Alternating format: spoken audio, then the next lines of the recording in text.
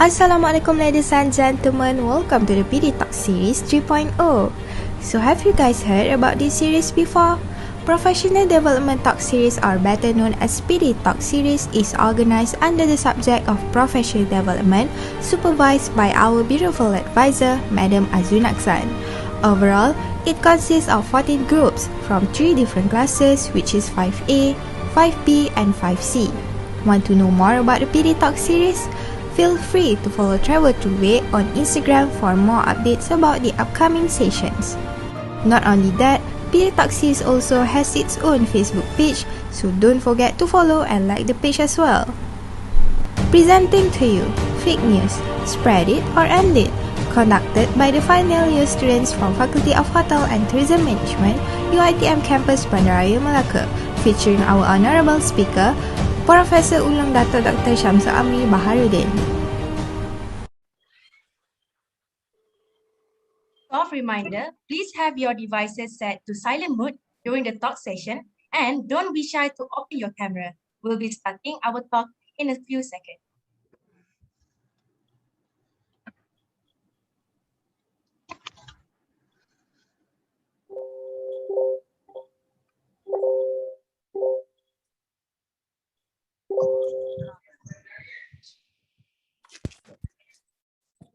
Hi, Assalamualaikum, and good afternoon to all of you. My name is Mizara Himi, and I will be your main host for today.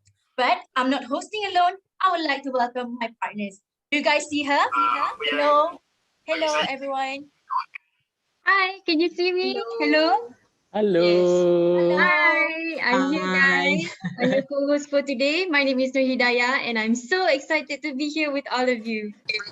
Welcome everyone to PD Talk Series 3.0.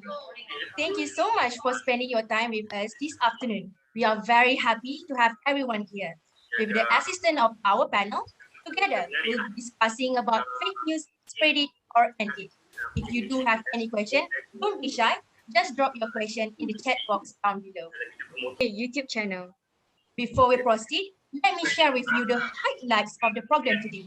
We're going to start with first slot, fake news phenomenon in Malaysia, coming with why fake news, and we'll proceed with the third slot, combating fake news. Lastly, we will have Q&A session.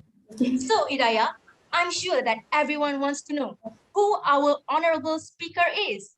All right. So, ladies and gentlemen, today we are honored to have with us this afternoon UNESCO Chairholder and Director of Institute of Ethnic Study KITA, Universiti Kebangsaan Malaysia, Profesor Ulung Dato' Dr. Syamsul Amri Baharudin. Assalamualaikum, Prof. Assalamualaikum, Prof.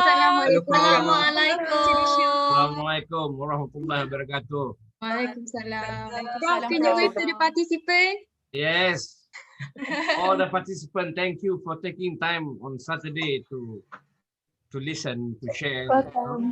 I would expect people to ask questions too. Okay? Okay.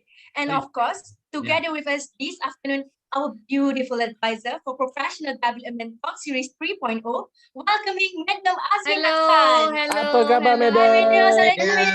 You pretty today, madam. Thank you, Prof. Thank you, Prof, for being with us on Saturday. Thank you so much, everybody. I hope you will enjoy. Yes, I will. I'm so excited. This is the first PD Talk series. I'm really excited. Yep. Okay. And to our powerful participant, hello and welcome to the first PD Talk Series 3.0 for this semester. Thank you, guys. Thank you.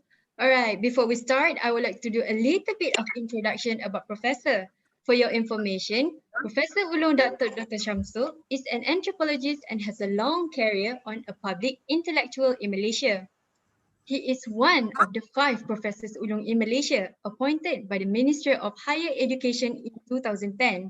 He is the founding director of Institute of Ethnic Studies KITA at Universiti Kebangsaan Malaysia since October 2007.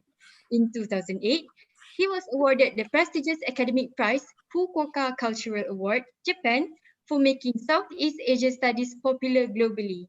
In 2018, he was inducted as Fellow Academy of Science Malaysia, and in 2019, he became the first Malaysian to hold the prestigious UNESCO Chair on Social Practices in Intercultural Communication and Social Cohesion located at UKM. In the same year, he assumed the chair National Professor Council MPN Malaysia.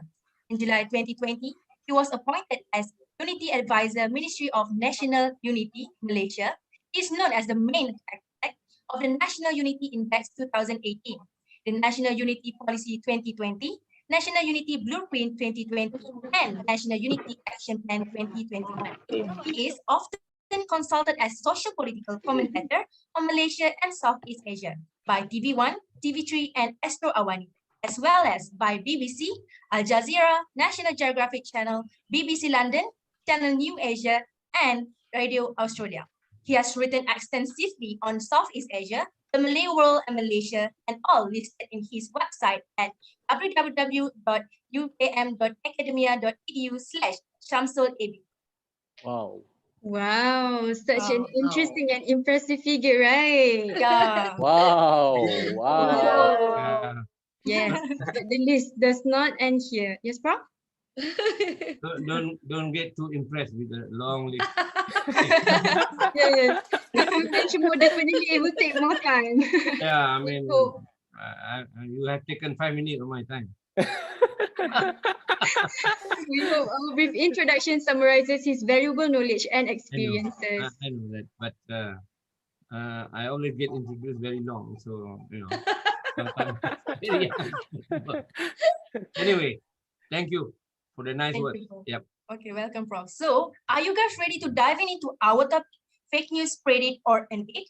To discuss this topic with Prof, we'll pass the session to moderators, which are Adam, Iman, and Mokhtar. Okay, over to you, moderators. Thank you, Amy. Thank you, Hidayah. Thank you, you too. Our main Thank host you. and co-host. Wow. Wow, The list finally. Bombastic. panjang Yes. betul list dia. Okay, Iman, Yes. what do we have now? Okay, so I think like we just listen to a little bit of Prof sound just now, kan? Kita pun dengar Prof baru bercakap sikit je. So boleh tak macam Prof bagikan sedikit sepatah dua kata ke sebelum kita mulakan serious discussion kita pada hari ini? Sila, Prof. Silakan, Prof. Pertamanya, saya ucapkan Assalamualaikum semua yang hadir dan salam. Waalaikumsalam. Salam, Prof. Dan saya juga merasa begitu terhormat diundang untuk memberi berkongsi sebenarnya, berkongsi ilmu. Bukan saya nak pergi kuliah. Kalau saya pergi kuliah 2 jam. Tapi ini adalah untuk berkongsi idea. Betul. Rather pockets of ideas yang kita boleh bawa balik dan or bites of ideas that we can chew.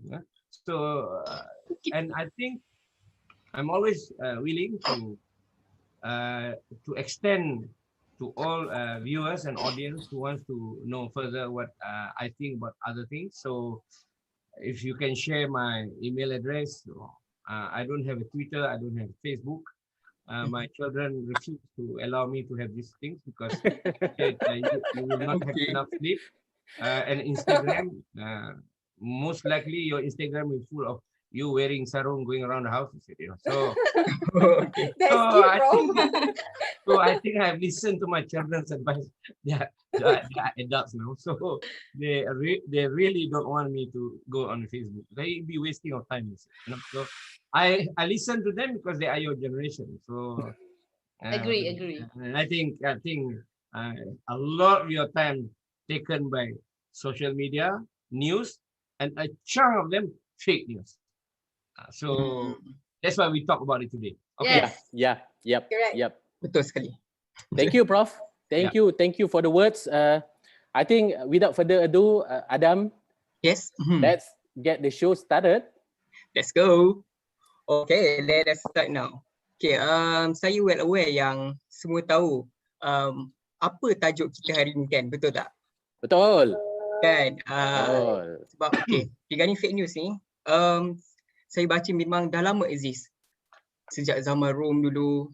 And pada tahun 19th century, fake news ni dikenali sebagai yellow journalism.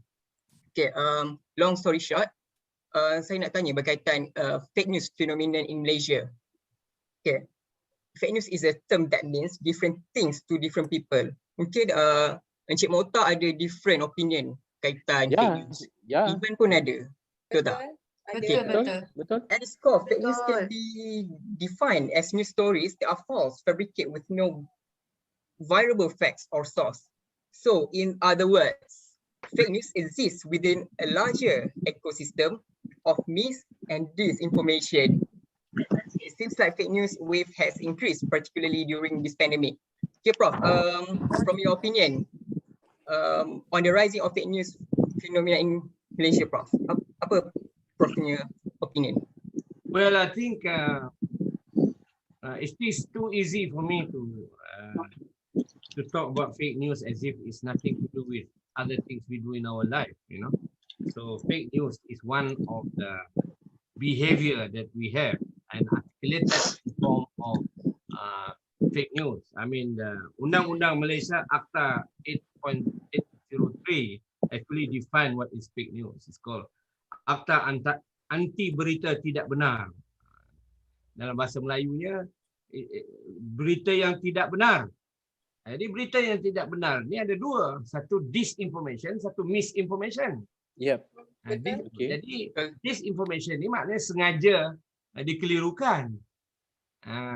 Itu kalau you tengok cerita spy kan, dia macam itulah. Dia saja dikelirukan, dia kata rumah kita di sini, semua dia serang sana, rupanya geban ayam.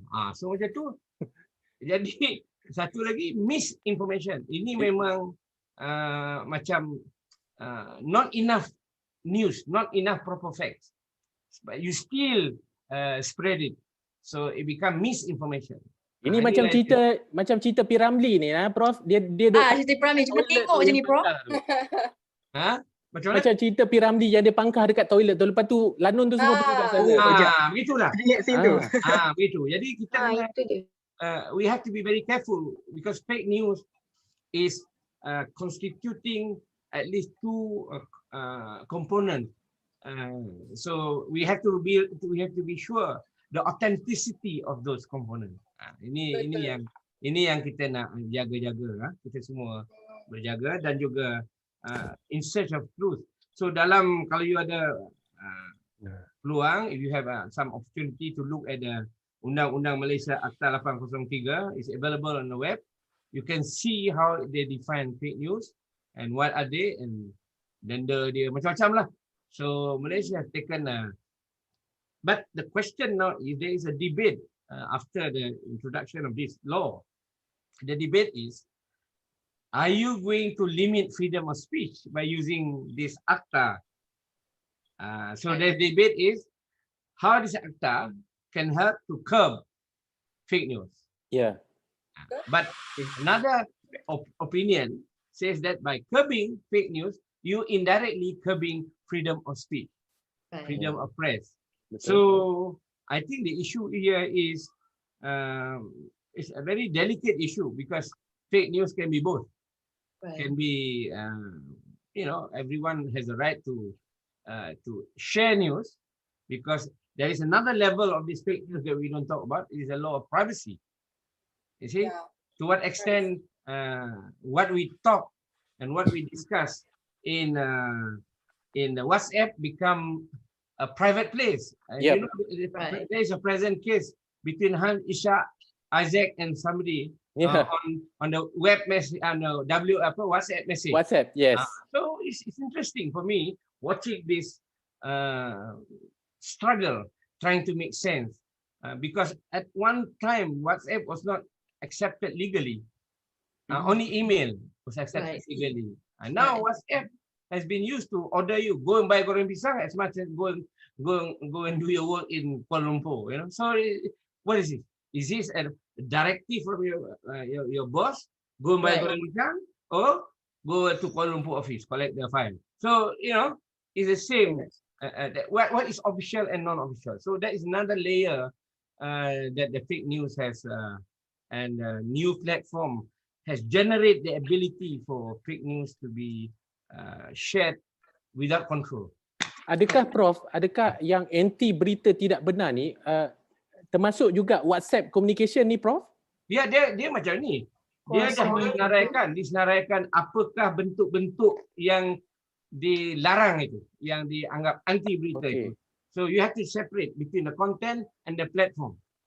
The content is macam-macam lah. Tentang cerita peribadi, cerita orang tak pakai pelitup, ni semua nak mengadu lah. Lepas tu dia tengok orang tu pergi makan ramai, pergi hantar ambil gambar, hantar pada orang lain. Dia makan ramai, polis tolong siasat. Ini dah jadi macam tu. Jadi dulu tak kena pergi pejabat polis laporkan. Sekarang hantar WhatsApp je gambar kepada pejabat polis mengatakan ini berlaku sekian tempat, siasatan dibuka. Saya sebenarnya pada saya bukan saja jadi konten satu hal, tapi apa intention membuat itu. Jadi apa intention? Jadi susah kita nak membaca fikiran manusia ini. Betul. We cannot read the intention. It's impossible to read intention. But I think this is what we are confronting. We are confronting with the possibility of berita orang meninggal tak dipakai oleh kerana betul ke ni? Ya susahlah. Kalau berita tu benar, macam mana kita nak buat? Lepas tu kita telefon nombor orang yang dah mati tu, kita tak jawab. Dah mati lah ni agaknya. So, it's interesting for me. But you confirm the dead person is dead. You can't confirm. Lagi telefon lagi tak boleh confirm. Make sense, bro. So you have to triangulate, triangulated. Kena cari tanya sana, tanya sini, and then the third person say, I saw him, ditanam di perkuburan, something like that, So I think it's interesting how fake news affect the way we communicate, which we never had before. But I like to remind you that fake news is a behavior rather than a fake news. I consider as an anthropologist, we look at this as a behavior because fake news is only a platform or articulation of something that people have. So, and this has happened long ago.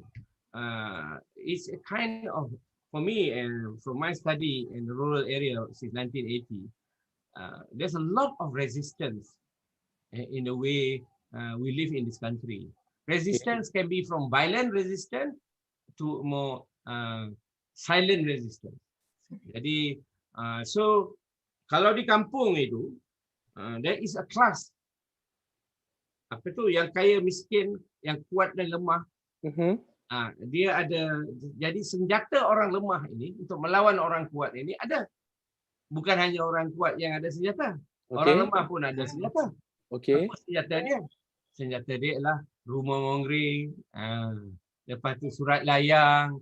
Layang. Itulah betul-betul. So for me, I would include fake news as a form of resistance. In a way, it's a behavior Excellent. yang diartikulasikan dalam bentuk fake news, tapi sebenarnya intention dia ada. Dia mesti ada agenda. Dia takkan hantar fake news ni sengaja-sengaja je. Betul. Betul, Prof. Malah dia boleh pilih pula tu fake news mana yang nak hantar. Pada siapa. Okay, Prof.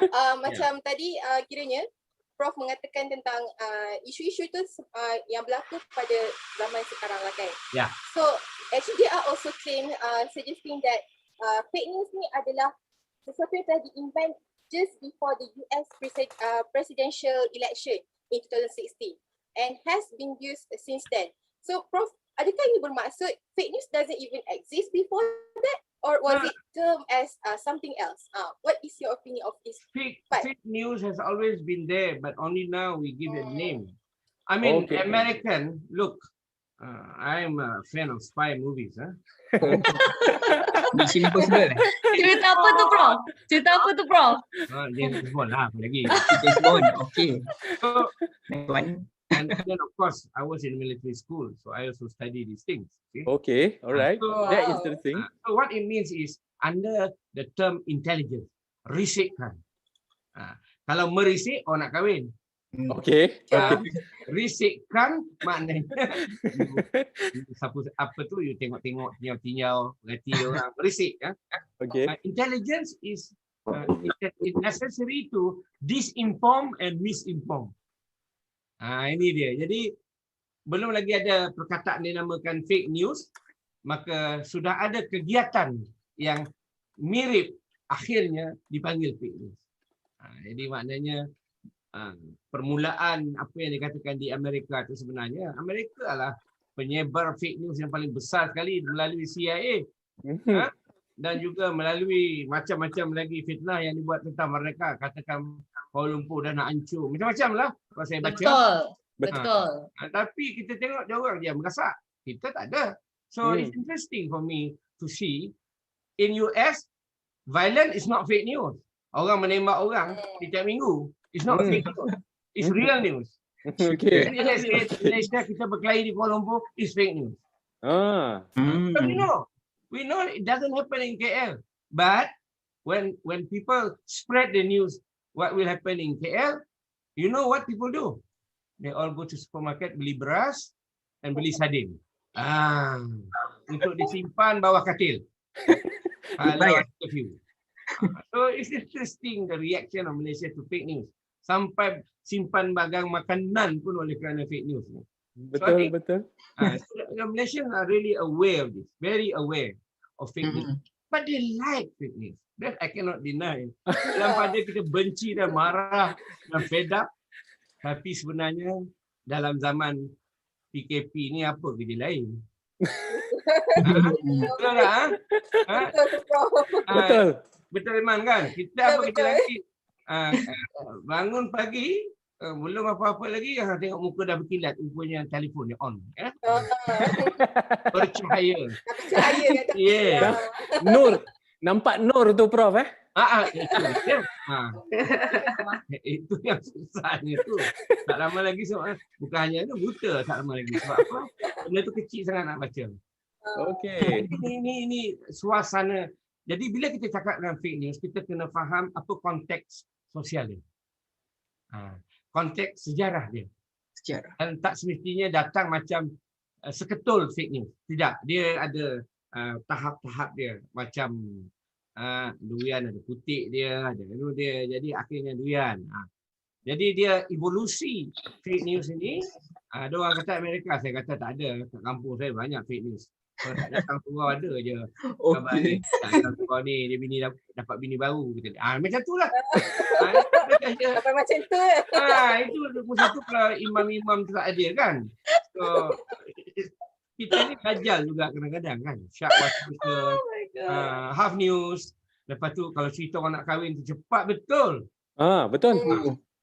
Pantas sangat. Itu Prof Dulu dia tak ada bercinta pun nak kahwin.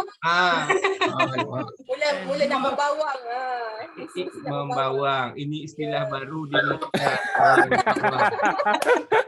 Saya tak tahu mengapa dipilih membawang. Saya kata mencili boleh membawang.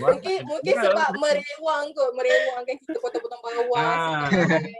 Agaknya bau bawang tu kuat.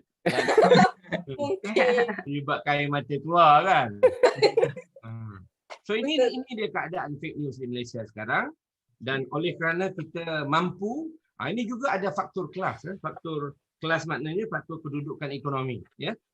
Kita sekarang ni, kita tahu berbincang ada kerajaan Perak nak bagi telefon free. Kan? Betul. Maknanya ini meluaskan lagi ruang ataupun saluran untuk fake news lah. Sebahagian daripada. Akhirnya ramai memiliki device lah. Kita memperbanyakkan alat yang boleh mengakses fake news. Betul. Jadi dulu nak iPad lah apalah susah kan. Now simple iPhone, not iPhone too expensive. iPhone tak boleh, iPhone mahal sangat kan. So tapi newsnya sama, dalamnya sama juga kan. Melainkan orang yang nak ambil Instagram, kamera nak 8, 7 ke kamera. Nak ambil gambar lain, posing lain. Okay Prof. Yeah.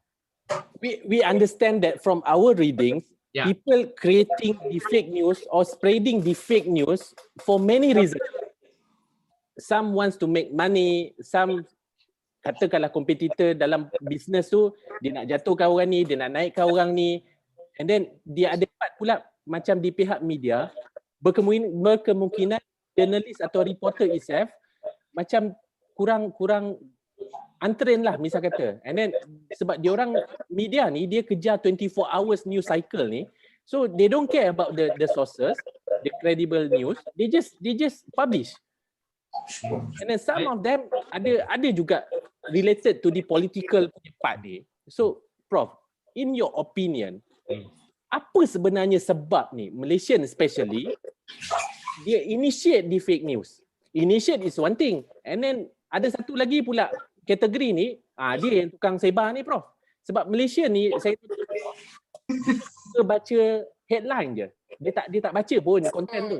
Dia suka ni best ni. Terus share. Well, I think there are two things we are talking about. One is media literacy, the other one is information literacy. Celik media dan celik information. Ini dua perkara yang berbeza. Okay. Celik media, you tahulah macam-macam saluran media yang kita gunakan, ya. Macam-macam platform. Tapi celik information ialah mengetahui apa kandungan dalam media itu, macam mana kita nak check, adakah melalui Google, melalui macam-macam cara lah untuk check. Jadi dua ini sering bercanggahan. Ada orang tu bijak media literacy tapi dia tak information literate. Ini menyebabkan fake news tu mudah disebarkan. Kerana tak ada pun sistem mencek lah, menyemak data-data ni kan. Kerana lebih baik dia tanya, betul ke? Dia tanya kat kawan dia dalam WhatsApp tu. Kawan dia seorang ni tanya lagi, betul ke ni? So dia forward, kita tengok multiple forward dah. Benda yang sama. So maknanya bukan orang Malaysia je. Saya tak mahu mengata orang Malaysia ni sebab saya suka orang Malaysia ni. Orang Malaysia ni bagus, dia tak bergaduh. Dia orang Malaysia ni saya istilahkan dia bertikam lidah tetapi tidak berparangan. Bertikam lidah. Dia suka bertikam lidah. Bertikam lidah ni berat istilah ni. Kalau kita fikirkan, orang bertikam pakai keris, kita pakai lidah sudah cukup.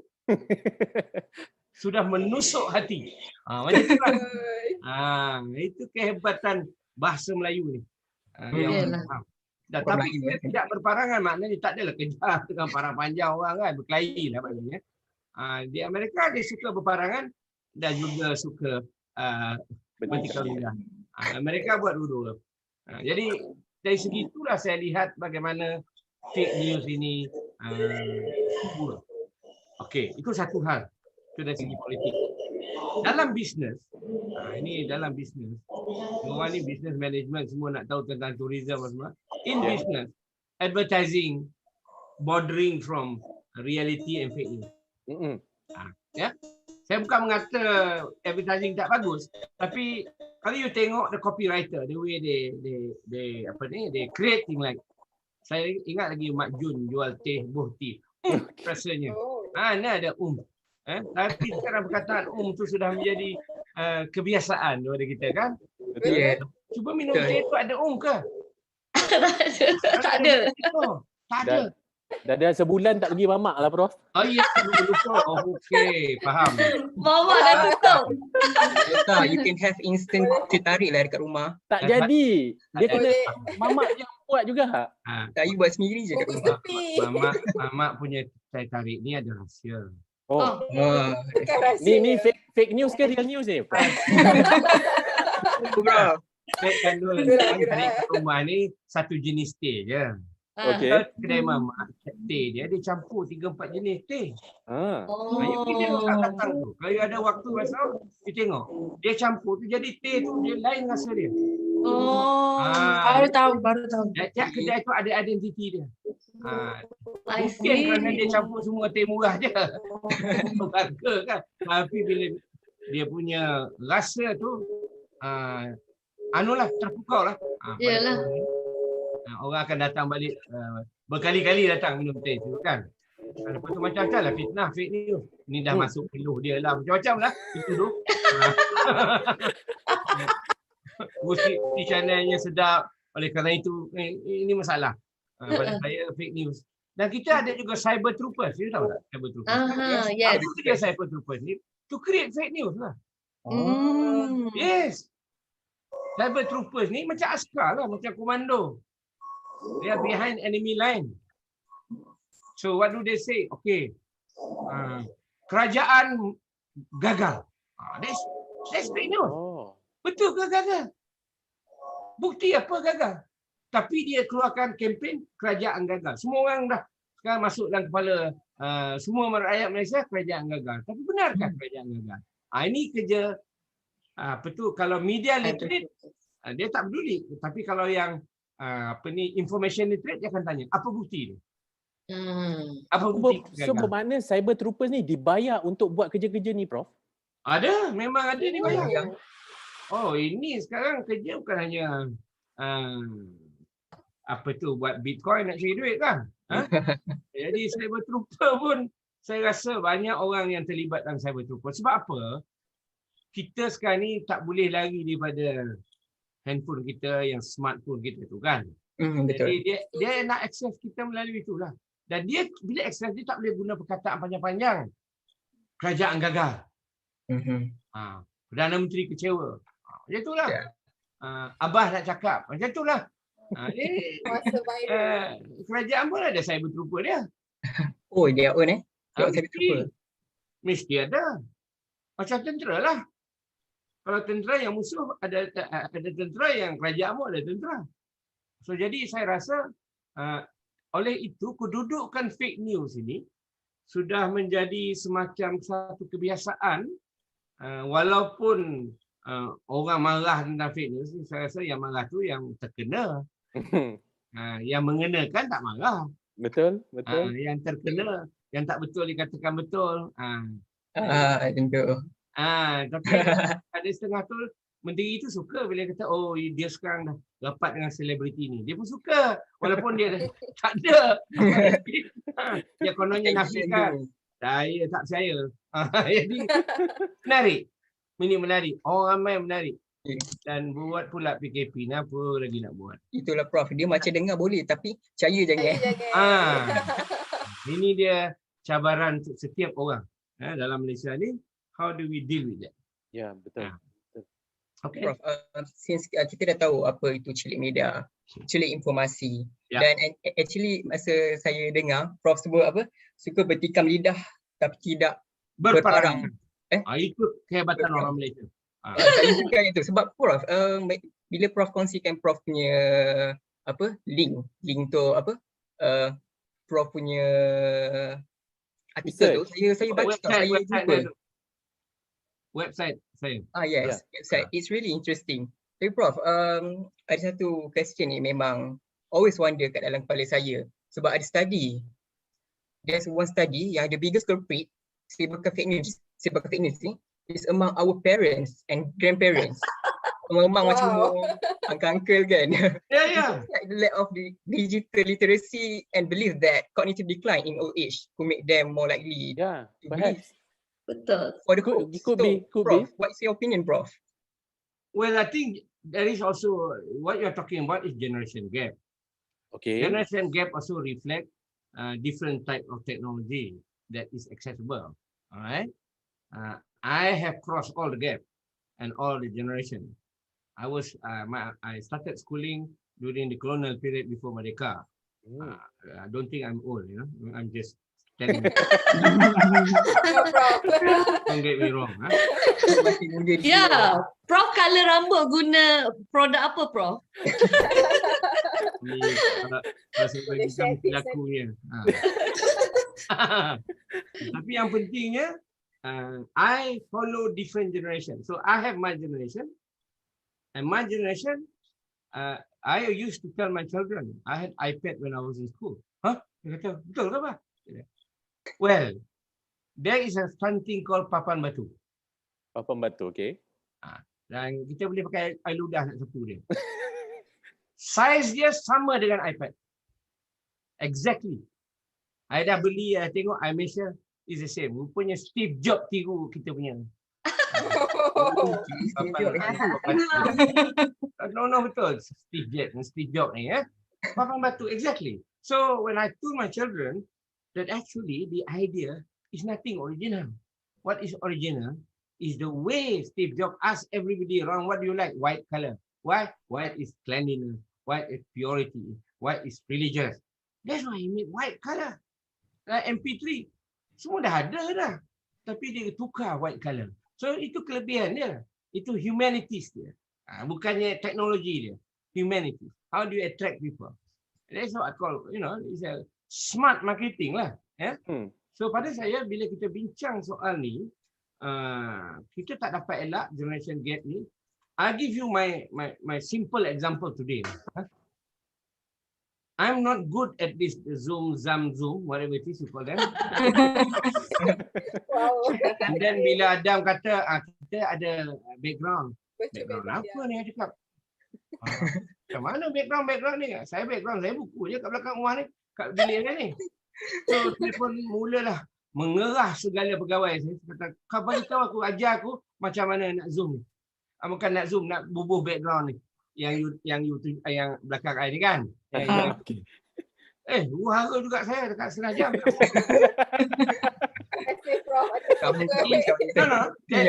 Generation gap.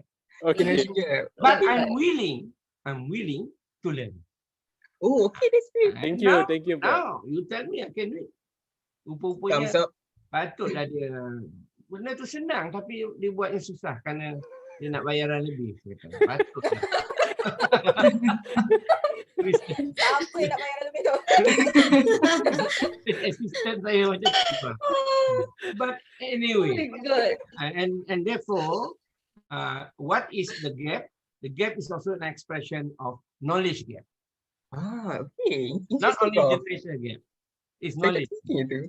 So when they have knowledge gap, so my knowledge is 50. Jadi kalau dia datang rumah saya, ini ayah kamu Adam, dia sama umur dengan saya. Rekod dia daripada A. Ramli sampailah P. Ramli, kemudian sampailah Ramli lain. Sama penyanyi Melayu ni kan Ramli. Dulu. So it's interesting. I got involved into music when I was undergraduate student. I was playing in a band. So I know what the different kind of music and the different kind of technology we use. My period was LP and EP. I don't think you know what is LP and LP. Lembaga pengurus. No. long play and extended play. Record. Oh yeah, LP. Okay, album is it? Is it Ramli nyanyi piring terbang melayang-layang. Piring tu rekod lah. Okay. Bini dia marah. Dibaling-baling rekod dia. Tapi macam mana jadi nak dapat kaya raya tak boleh. Sebab orang tak beli piring ni. Agaknya bila sesak dia jadikan tempat makan kot. Inovasi. Only when they introduce cassette. Okay. Then Sudirman become popular overnight. Wow. Why? Because dia punya syarikat cetak 10,000, lepas tu cetak yang haram 50,000. Arwah Sudirman kata dengan saya, kata, bang, dia panggil saya bang, saya junior, dia junior saya 3 tahun, 4 tahun. Bang, macam mana saya nak kaya? Kata, saya dapat dia print 10,000 je kaset tu. Yang 50,000 haram dia juga yang print. Dia jual pasar malam. So interesting. Orang lain yang untung. So different generation, not only different technology, different knowledge, different instrument, and that is why I still enjoy his concert, Chocolate Road concert. The first ever and the last concert in Chocolate. You ada satu dokumentari yang telah dibuat mengenai Chocolate Road. Baru keluar tahun ni. Tahun ni. It's interesting. You should see. You should try and seek and see. How the whole organization. I mean, that is a hospitality and tourism management. Right. Yeah, having a concert in the middle of Kuala Lumpur, you have to get the police on your side, the bomber on your side, hospital ready with ambulance on your side. So it's not just Sudirman Singh. The whole technology and facility and logistics are incredible. Wow. To me, that is the epic example of events management, public events management that was the biggest in the country lah for me. Ini tak ada stadium ni. Stadium ni tak pakai. Pergi stadium Jalil ke, stadium Abdullah ke, stadium Ahmad ke. They are not the same as Chocolate Road. It's different. And everybody could come, blow in anytime, go out. Kalau stadium kan, itu putih tiket lah kan. Betul? Right. So, it's not in your business management lah. Pasal bagi orang free tak boleh. Right. So I think this is the interesting part about your question, because I think it only not reflect generation gap, a series of other gap reveal itself as we begin to compare between the different generation. Saya setuju dengan pendapat Prof, dan macam yang Prof cakap tadi, between generation gap. Lepas tu tentang smart marketing pula kan. Dan smart marketing dan fake news ni juga sebenarnya bila kita cakap pasal smart marketing, ada kaitan pula dengan online platform. Di mana fake news tend to thrive online because very few verify what is real and what is not. Macam semua information, the content inside the news could be twisted and resulting as misleading news, kan Prof? So berdasarkan perspektif Prof juga lah kan, how critical is the threat of this news, is this fake news in our society lah in Malaysia? Di ancaman, you mean, Iman? Yeah, dia ancaman. I don't think so. We live in a society of hearsay. Right. Right? Tidak bermakna hearsay itu tak betul. Tetapi maklumat itu harus dicek lah. Itu yang saya katakan tadi. You are media literate. You tahu semua platform ni. You tahu Instagram. You tahu ni media literate lah. You tahu soal khabar, majalah. But are you information literate? Literate ni, do you know how to do research to find out what is the source of information? Betul. Can you do it on your own? Saya bayangkan, saya sudah supervise 50 orang PhD student kan untuk 20 tahun, 25 tahun ni. Kalau masa saya buat PhD dulu, bukan main susah hidup saya nak fotokopi lah ini lah. Sekarang main klik je Google dah keluar. Oh, jealous saya tengok. Memang jealous. Jadi saya bayangkan dalam dunia business model itu apa? Apa you nak sampaikan? Ambillah sports lah. Saya suka baca tentang sports and national unity kan. How sports create kind of platform, integration platform. Right. So I remember when I first came across this advertisement Nike, impossible is nothing. Sebenarnya dalam sport, coach selalu cakap nothing is impossible. Betul. Jadi tidak ada yang tidak boleh dibuat, semua boleh dibuat. Jadi dia terbalikkan, impossible is nothing. It's very simple. Two words being changed in a two different position, and it reflects the depth. The depth dalamnya, berapa dalamnya makna dan simbolismenya. Ini yang menarik pada saya. Jadi everywhere you go, impossible is nothing, impossible. So it becomes macam dah masuk psyche dalam kepala you. Jadi benda yang tak boleh buat. Nothing is impossible lah. Lepas tu kita suka tengok Mission Impossible. Okay. Tengok Tom Cruise kan. So I think impossible is nothing. Nothing is impossible. So it's quite interesting how all this interrelate and inform each other for the sake of different purposes. Excellent. Itu yang saya dapat baca lah daripada apa yang kita berdepan lah. Okay Prof, saya tertarik tadi Prof cakap PhD student ni just klik saja.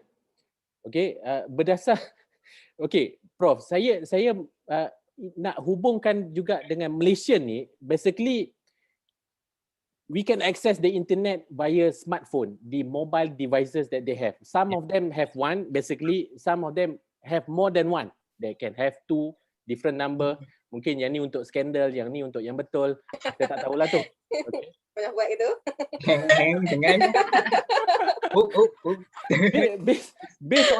Based on the research that they have done before, Prof, basically they trusted so much on the information that they have it from online.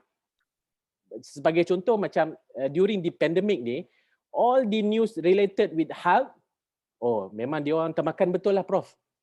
Dia macam ni Prof. Malaysia ni bangun pagi kan, dia masuk toilet dulu. Toilet kita sekarang ni Prof, selesa. Tak macam toilet dulu mencangkung tu kan, 5 minit dah lengur dah satu badan. Sebabnya menurut kawan saya yang ONG, orang perempuan susah bersalin sebab dia tak ada menyangkung lagi. Jadi, yes. Oh. That's the theory that they have. I see. Kalau duduk atas toilet tu, nak meneran tak boleh. Ini bukan fake news tau. You cuba. Okay. Yang perempuan cuba. Tapi, but most of the high-rise building, they don't have those squatting toilet anymore. You can ask. It's not difficult. What's important is not the sitting on top, is the hole. Right. So the hole can be covered or can have the sitting one. Sitting one is the origin dari Germany, daripada Holland, France. Betul. Right. So, different. So apa mau punya soalan adalah dia orang ni Prof, pagi-pagi ni masuk toilet dia boleh spend sampai 1-2 jam dalam toilet tu Prof, sebab toilet selesa tak macam dulu. Sambil duduk tu dia selak phone dia tu, sempat lagi dah 2-3 info yang dia baca, dia tajuk, lepas tu dia share. Dia macam ni. Based on this finding Prof, sebenarnya Prof, dia sebenarnya bukan orang tu punya, bukan news tu problem. Yang problemnya orang yang menyebarkan news tu kurang pengetahuan. Faham? Pengetahuan. Bila dia kurang pengetahuan, dia pun akan tanya, saya dengar Nilofa buat begini, betul ke? Dia menyebarkan benda yang dia tak tahu. Ini pengetahuan. Lepas tu vaksin ni kalau makan ni lepas 24 jam mati kata dia. Siapa dia dengar satu kes. Lepas tu dia kata, tak tentu lagi ni, aku ni boleh jadi masa aku dah sampai, kata dia pula bagi tafsiran agama dia. Pada saya kadang-kadang ini adalah too individualized. You must remember, there's a word that you must remember. Okay. Modern technology and internet and all this have atomized. You know what is atomized? Atom. You tahu atom? Atom, yes, atomized. The individual has become atom on its own. It has atomized our position and our relation. It's not connected in the way we were before. Yeah, we are atomized. So you can survive on your own in your room without doing anything except going through the world by reading all the e-books that you have. And then now if e-tourism, you tak payah pergi Australia, you tengok je gambar orang Australia kan. Sambil you pakai kain ke apa ke, you boleh tengok kan orang tu jalan-jalan, pergi surfing apa semua. So I tell you that the technology has allowed us to be alone and not lonely dah. To be alone is something else. To be lonely is another thing. So itu belum lagi saya cerita Netflix dan macam-macam lagi lah. Yang dalam internet tu kan. Ada je kredit kad cukup lah. Semua boleh buat. So I think it's quite interesting that we are looking at not so much fake news. We are looking at the way we administer and navigate through different information. And we are always hungry for information. And information is not knowledge. Information is information. Information is not knowledge. No. Different thing. Information is not knowledge. Knowledge is a combination of different information being tested, being find out, and then being re-study. Misalnya, kita kata orang kampung dulu makan nasi lemak apa semua kan, tapi tak mati-mati, macam mana tak ada sakit jantung. Saya kata macam mana mati sakit jantung, duduk tengah panas tu sampai 4 jam, 8 jam. Kita nasi lemak, duduk dalam aircon, saya kata. So it's a different context you makan benda tu, saya kata. Betul. So all these little details kita tak perhatikan. Ini yang saya masukkan information. We are not good in information and not good in knowledge. Jadi tak semesti orang ada degree pun, ada juga yang knowledge yang perlu ditambah. Right. Betul. Tidak kan? Betul. Okay Prof. Actually saya memang tertarik dengan word atomized sebab saya macam first time dengar.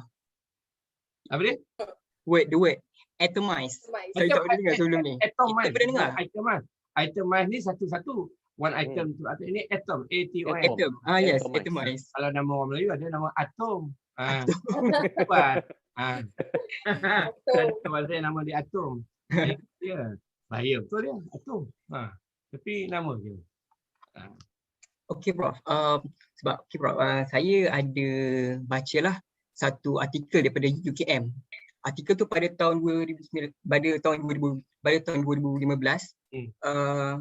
Kat situ Prof ada state yang we also can see that social media users also have minimal knowledge of history because we rarely experience rational discussion on such sites. So, okay, Prof, dengan ni lah technological advancement yang kita ada hari ni, semua orang terdedah dengan social media. Saya boleh nampak yang mak saya terdedah dengan social media, ayah saya pun terdedah dengan social media despite their old age. Dan kita tak boleh, we can even name our family members yang ada at least satu social media macam like Facebook or Twitter sebagainya. Jadi as we all know that many fake news are actively spread on this platform. Berdasarkan situasi ni, Prof, how much can you agree with this statement about social media being the main platform in spreading fake news? Yeah. Okay, I tell you. My example is quite simple example. Okay. Orang Melayu ni tak pernah pakai seluar, pakai kain. Okay. Alright. Apakah bererti bila pakai seluar dia dah maju? Kepala dia macam orang pakai kain juga, tak ada beza. Cuma pakaian. Hiasan. Itu dia, nak jaga tu. Apakah perubahan ini sebenarnya membawa perubahan dalam pemikiran? Pada saya tidak. Dia tidak membawa perubahan dalam pemikiran. Dia kena pikiran tu berubah dulu, barulah berguna benda yang dia beli tu. Kalau tidak dia beli, orang beli dia pun beli. Orang nak beli TV boleh beli. Beli komputer dia tahu pakai word processingnya, dia tak tahu pakai lain. So komputer mahal, 3,000, 4,000. Tapi kalau word processing 800 boleh pakai. So this is what I see lah. I notice in my office, in the university and ada di luar. We have to separate between consumerism. Consumerism is the urge, the desire to own things, and to become consumer, beli, but not necessarily you know what is the use of. Yep. Ini macam cerita dululah. Orang tu beli TV, kita beli besar sikit lah pada dia. Macam tu lah. Tapi gambar macam tu juga. Piramli tak ada beza jenaka dia. Tapi dia, neighbor dia pakai besar. Satu kalau polis duduk barek. Saudara mara saya ramai polis. Gaduh lah tu. Alamak, bang, dia baru beli TV besar. Kita boleh beli TV besar sikit tak? Boleh, tapi mana nak muatkan, kata dia. Barek polis manalah besar. So, ini pengalaman peribadi saya. So, pada saya, apa yang you sebut tu betul lah. Social media ni hanya alat je. Betul. Pemboleh daya. Enabler dalam bahasa Inggeris. Dalam bahasa Melayu dia pemboleh daya. So pemboleh daya ni untuk macam-macam kegunaan lah. Dan saya dapati dengan adanya 4.0 AI, kebanyakan benda yang kita anggap bagus dan baik hari ini sebenarnya dah outdated tau. Kalau pergi Jepun, pergi China, pergi kilang proton kat sini. Kalau pergi kilang kereta kat Jepun, you tengok macam mana dia boleh buat kereta yang di tengah jalan tu dah tak ada manusia buat. Kalau di sini semua ada manusia buat tayar dia. Kalau tak ada pula orang kampung kerja kan. So it's interesting how these things are actually affecting our life technology wise and AI, artificial intelligence. So what we see as social media is just one small section of that development. Yang kita merasakan secara langsung.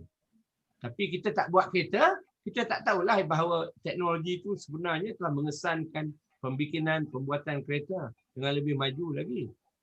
Ini macam ada orang tu dia buka kilang buat baju kurung kan.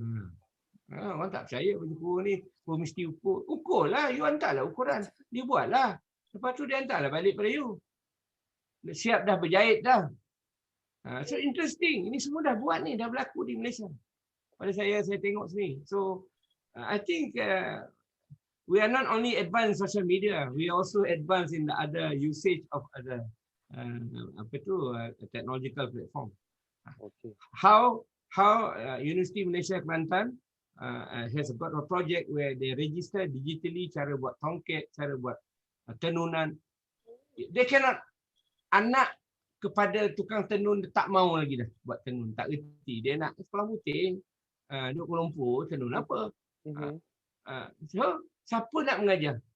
Jadi, dia tengok segala 1000 jenis tenunan, dia rekodkan, dia computerize, dia digitize. So, anyone can make tenun kain, buat batik. So, this is what we have to do. So, the same with the telephone in your hand. It's going to, now it's a watch lah. They don't use telephone anymore. Telefon ni out of date. Dia cakap kat tangan dia macam tu kan. Dia kata, tengok ni. Kata dia. So it's interesting. So for me, saya ni generasi lama. Tapi dia sikit. Yang benda-benda baru ni kan. I keep watching. Sama-sama belajar. Sama-sama belajar kita. Yes. Itulah dia. Okay. Okay, Prof. I suka tadi Prof cakap pasal behavior. Ya. Okay. Ini bukan saya cakap, Prof. Soalan yang saya nak tanya ni ada sedikit sensitif, tapi saya cuma quote saja apa research finding yang kami dapat. There are claims suggesting that the less educated group of people tend to create the fake news more impulsively compared to the better educated person. I'm not saying that the less educated person is the most person who's spreading and creating the fake news, but this is based on the findings that we got. What is your views on this, Prof? Well, I don't know how they do the research now. Who are educated, what level the education, I don't know. So they can say educated, university, kalau tak university, not educated, not correct also. So macam kita dulu pernah kata, orang Malaysia ni semua buta huruf. Dia tak tahu orang Melayu boleh baca Jawi. Dia tak boleh baca Rumi. So, tak semestinya orang tu buta huruf. Apa yang buta? Apa huruf? Apa yang dia buta? Buta huruf Rumi. Ini dia yang kita tak fikir. Kena detail lah sikit kan? Yes. Jadi, bila saya baca dulu, masa saya buat research untuk master saya, literacy rate in Malaysia 63%. Nenek aku tak boleh baca, tapi suruh baca Quran. Laju dia. So what does it mean? There is some subjectivity. Subjectivity maknanya boleh dipersoalkan. Jadi tentang educated, non-educated, and then you relate dengan fake news kan? It's too simplistic lah for me. Right. Simplistic terlalu mempermudahkan hubungan itu sehingga kita lupa bahawa orang yang tak erti, yang buta huruf kononnya itu pun menyebarkan macam-macam news. Tapi dia tak ada telefon. Dia hanya bila ada kenduri. Tapi bersemuka, duduk bersemuka di kampung. Bila masak-masak kat dapur tu, dia cerita lah hal dia. Yang depan tu penanggah, yang depan tu susun pinggan, lain pula cerita dia. Yang susun meja, kursi depan tu, lain cerita dia. So it's the same. It's the same. It's just that the platform is different. So you can't say educated or non-educated. I think that is not a very good indicator of who spread and not spread fake news. I think that is a very cincai research lah bagi saya. Sebab saya tengok juga kadang-kadang Malaysia ni unik lah, Prof. Kalau tim bola Harimau Malaysia lah kalah coach tu, dia punya komen tu, kau betul macam ni, kau betul macam ni. These are the things yang saya tengok berlega-lega dalam media sosial yang saya rasa pihak media pun menyumbang. Dia suka masukkan satu topik, kemudian dia minta orang public ni komen ramai-ramai ni. Saya punya pandang beginilah. Saya dah campur orang media ni dah 40 tahun. Saya nampak peningkatan latar belakang pendidikan mereka. Siapa yang saya tak kenal. Orang media ni dia pindah-pindah TV3, TV1 pindah ke TV bernama kejap pindah ke Awan ni. Dia dalam kepuk yang sama juga. Dan tokoh-tokoh yang atas jadi pengurusi apa semua tu adalah dulu orang masyarakat Ras Adibah kan bernama. She was excellent. She is an excellent Newscaster. newscaster. You know, incredible. So pada saya ini soal how do you construct news. Right. It's not about orang tu bagus tak bagus. Dia how they construct news. So almost automatically there is also this concept of scoop kan. Semua orang nak dapat first time menyebarkan berita tu. Aku tadi sebarkan ini, bernama kata tak ada sebut ni, kita kena sebut. Ini kita sebut. So dia pun cukuplah apa yang lalu kan. Melintang melintang lalu dapat dia semua. Ini dia isu dia. Isu dia adalah bukannya news tu tak betul. The pressure of the moment. Right. Right. And then dalam internally pula dalam station tu tak payah sebut nama station lah. Kalau orang tu dapat scoop dia dapat bonus macam lagi. So ada motivasi peribadi tu ada untuk kemajuan dari segi keuangan dan sebagainya, pangkat ke, jadi producer ke, penerbit ke kan. So you must understand that these people are human beings like you and I. So they are given certain frame, they work in the frame. Unless if you work, I observe also people work in ABC, Australian Broadcasting Corporation. I have a friend there, then I used to be interviewed in the ABC. They are different. They are different. Different in the sense that the source of knowledge is very necessary to be correct and factual. So they have a series of lecturers and professors in the various fields. Then they are paid retainers fee. Oh. Ini di Malaysia, Siti Nurhaliza dapat 5,000 sekali nyanyi. Saya RM50 dapat. Macam tu lah. Kan orang kata, marah pula saya komplain. Tapi itulah dia yang berlaku. So pada saya, tidak ada nilai ilmu ni. Dalam media, kita tak gunakan sumber-sumber ini. Kalau guna pun boleh orang itu je. Orang pun dah menyampah dengan orang itu cakap. Itu sebabnya saya berhenti cakap kat TV. Ada kawan kata, kau dah berhentilah cakap tu. Latih dah dengar aku cakap. Maknanya dah sampai limit lah. So then I have to get my deputy ke, pengarah ke, yang lain cakapkan. But that is basically, kalau kita ada satu stesen, itu sebabnya, saya tak nak puji satu stesen. Ada satu stesen namanya BFM. Okay. You tahu kan? Tahu. They have really good people for their reference. But they're very small station. And very small audience. It's not the whole of Malaysia. Saya di Sumbai pun tak dapat station ni. Hanya kalau you Klang Valley je. Betul. So dia mostly yang dengar tu professionals. Professional and expert. Orang daripada luar negeri. Sebab dia dalam bahasa Inggeris. Ya. So saya selalu lah dipanggil bagi komen macam-macam kan. Sebelah petang pukul 6 suku. Sampai pukul 7. So I understand. They really look for people whom the audience will believe that they know their subject matter. Jadi ini yang dimasukkan tadi tu. Bahawa bukannya MH370 dipanggilnya tukar repair fizikal ke, tak adalah. Saya kata mestilah dipanggil engineer semua kan. Tak tepat, mungkin kita tak ramai aeronautical engineer. So macam mana? Kemudian dah 2 minggu barulah kita jumpa orang ni daripada UTM ke, daripada UM ke, UKM. So it's quite interesting. What we need is not only authentic news but authentic facts. That's what we are missing in this country all the time. Misalnya, Go ahead. COVID ni kan. Right. Berapa orang dah yang expert dalam bidang ni yang kita suruh cakap? Yang dibagi ruang. Dia bagi ruang 5 minit antara berita ni. They have no special session. COVID today. Ini announcement COVID today ni lah. Berapa orang mati, berapa orang tak mati, berapa orang nak hampir mati. Itu je. Tetapi dia tak huraikan. Misalnya saya menunggu huraian mengenai 8 jenis vaksin ni apa beza ni? Bagaimana permulaan tiap satu ni? Apa beza China punya dengan Rusia punya dan dengan yang di Kanada dan di England? Apa dia beza dia? Kita tak ada pergi serah diri je.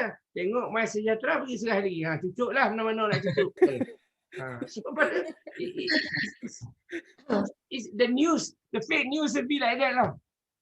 Kita tak tanya pun. Dah tengok orang pergi cucuk tu.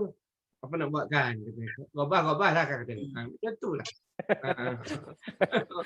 Kawan-kawan saya yang pergi apa ni untuk vaccination. So I'm still hungry for real information. Dalam bahasa Melayu tu, kalau bahasa orang putih ni banyak. Kita tengok CNN, ABC, BBC, CNA Singapore kan. There are lots of explanation and expert. Right. Tapi dalam bahasa Melayu sana, ni bahasa kebangsaan. Takkan tak ada orang yang boleh menguraikan ni.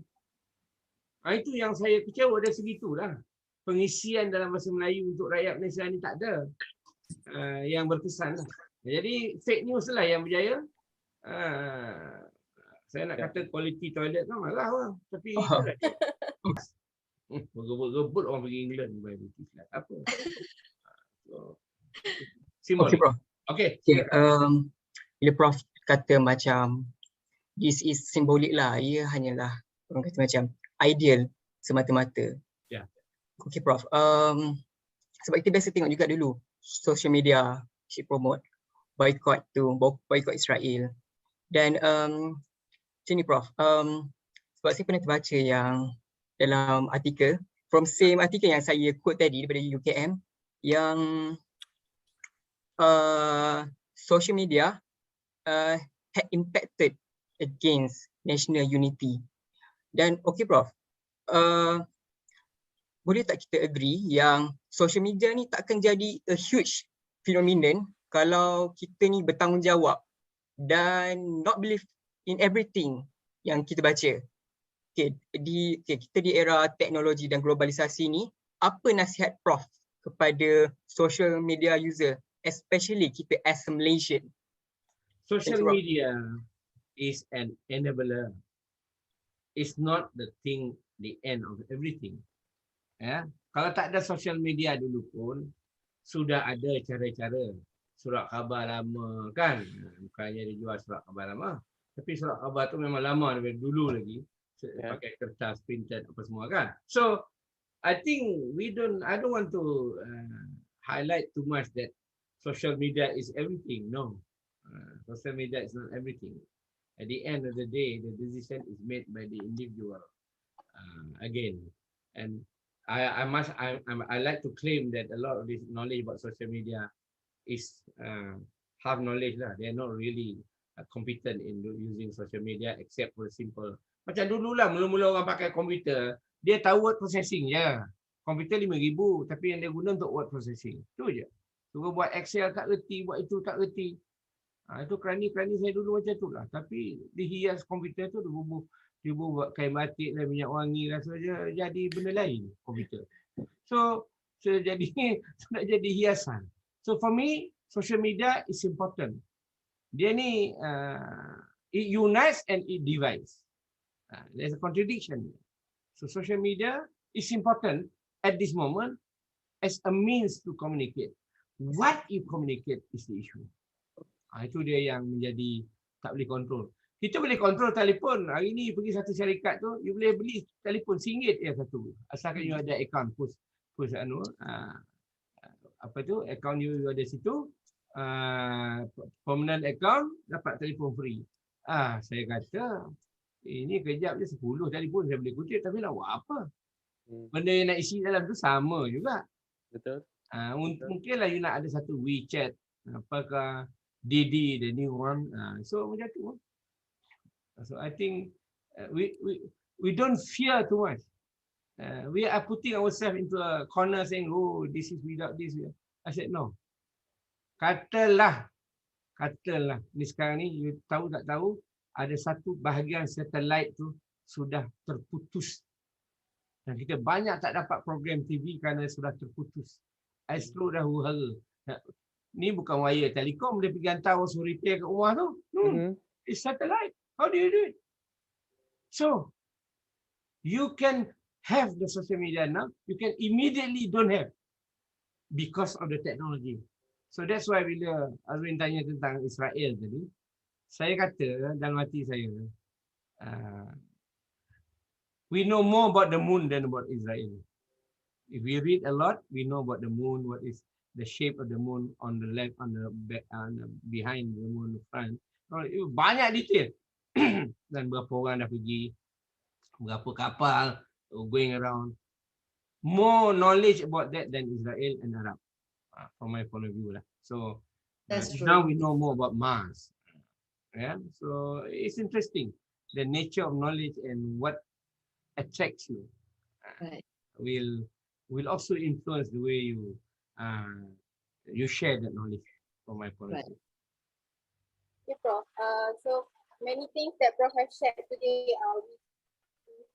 semuanya sangat macam maklumat yang dapat Prof kongsikan hari ni sangat memberi kami satu mata terbuka luas sedikit, banyak hari ini.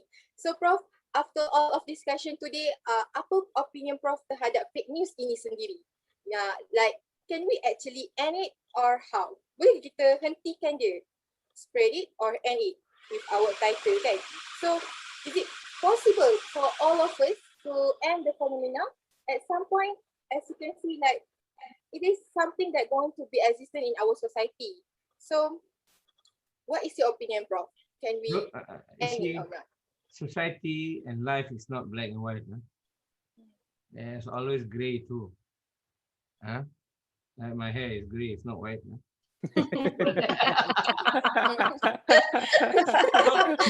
For me, fake news in whatever name will remain and will be there. Because I still feel it is what we are talking about, in bahasa ilmunya dipanggil epistemology, asal usul ilmu. Okay. It's about resistance. I don't like this. I don't like that. It's a different kind of resistance lah. Macam silent resistance. Macam Gandhi dulu kan. Dia ada resistance. Passive resistance. So, it is a form of expression of resistance. Soft resistance, you can call it. But a lot of it, people talk about what they don't like, what they are not happy with. True or not is another matter. So, and we will never stop complaining. Kalau ada fake news ni, dalam keluarga pun fake news. Faham? Buat pula keluarga tu, bapak tu bini 3, anak 18. Fake news, hebat betul fake news dalam tu. Apa yang dia dapat, anak ni dapat apa ni. Oh, macam-macam lah. Daripada, saya tak ada pengalaman tu. Baru nak tanya tadi, ada pengalaman ke? Tak ada.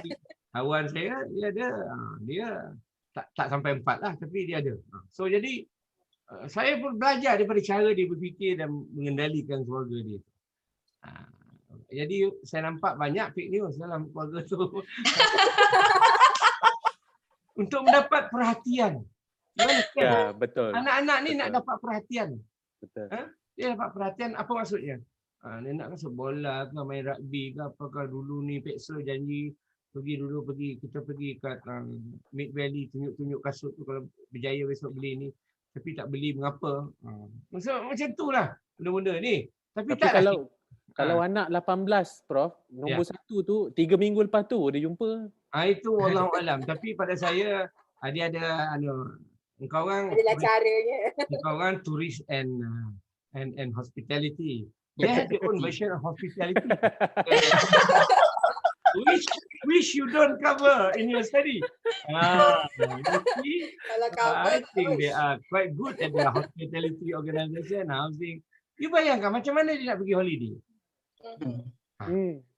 They must be in batches. Dia tak boleh sekali. Melainkan dia sewa satu bus. Tapi yang penting sekali, dia boleh semua isteri boleh sekali bersama. Itu dia. Itu prinsip utama dia. Kalau semua tak boleh bersama, naik 3 kereta pun tak boleh. Harmoni. Dan ekonomi sosial tak bagus. Nak duduk bilik lain-lain tak boleh. Dia kena duduk yang 10 orang satu bilik. Macam tu lah. Saya pun dah pandai pula memikir macam ni. But this is what we are looking at in the way we look at fake news. It will be there. It will be part of us. It's not going to run away. Right. And now we are more competent spreading it using the many platform that we have. Right. And there's a certain of element. You must remember, fake news ni dalam tu ada entertainment. Betul. Ya. You tengok orang yang dapat Instagram 1 million tu, dia boleh dapat duit banyak daripada Instagram.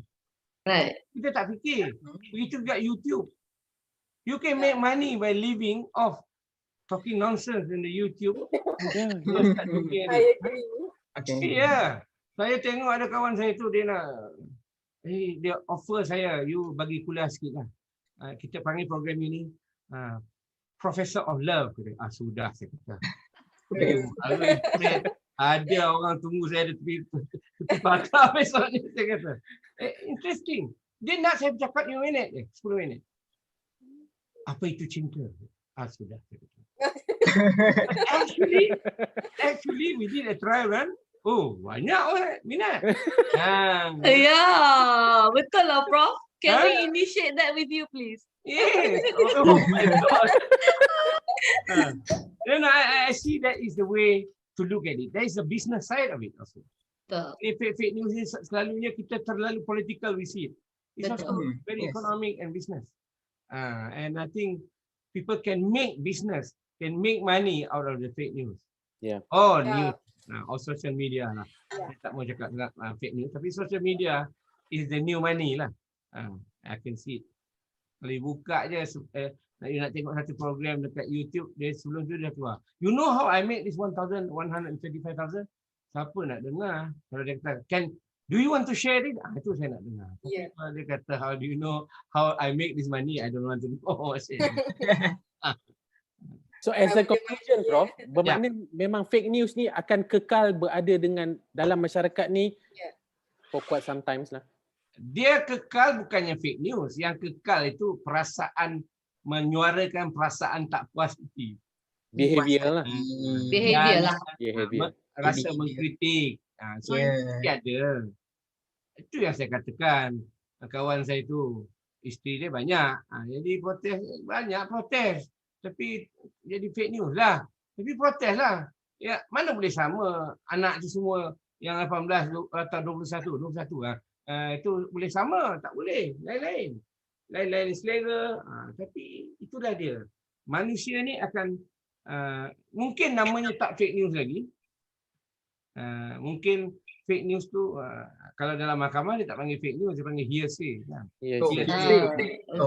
Lebih advance kan. So that's what I think. It's too ambitious for us to divide it as if what black and white. No, it doesn't work that way. There are times this fake news is necessary to give a warning. Right. Yes. Kadang-kadang ditaburkan. You tak ada tengok zaman you ni daripada aku terbang ditaburkan surat. Jangan sokong komunis.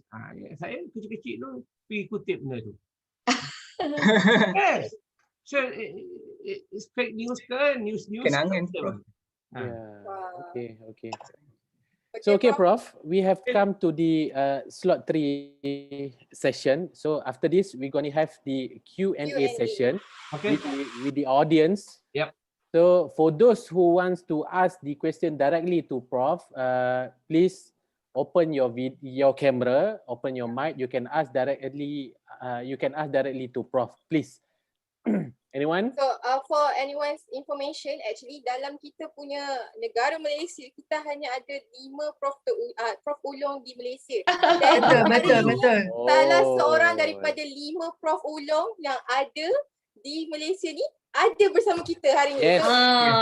Bukan national treasure tau. Bukan calang-calang. Bukan calang-calang. So kesempatan ini untuk anda sendiri bersumuka dengan Prof, berikan soalan. Q&A dibuka sekarang ya guys. Okay, sementara tadi. Okay Prof. Encik Fauzi Sarjono. Ya, kita lihat ada peserta daripada kita UKM. Boleh on camera.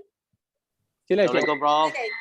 Macam mana kerajaan sepatutnya ataupun pihak pemerintah ini perlu menyediakan satu ruang ataupun dan sebagainya lah untuk counterback fake news yang spreading ini. Sebab kadang-kala kalau kita tengok contoh saya bagi dalam musim-musim COVID ini fake news keluar. Konon kata PKP disambung, PKP tak disambung dan sebagainya. Tapi at the end dalam 2 hari fake news itu menjadi satu realiti pula. Okay, and then so pada pendapat Prof, adakah disebabkan leaking of information yang pertama daripada pihak yang berautoriti, yang kedua mungkin juga leaking of knowledge daripada orang yang spreading the news ini. Jadi macam mana pendapat Prof ini? Terima kasih Prof. Assalamualaikum. Saya melihat apa yang berlaku di Malaysia ni dari perspektif politik Malaysia bersifat federalisme. Federalisme, kita ada beberapa negeri, Sabah dan Sarawak dulu nak pergi buat pasport. So Sabah dan Sarawak ni seperti autonomous region of Malaysia. Dan kalau nak kerja pun nak dapat work permit.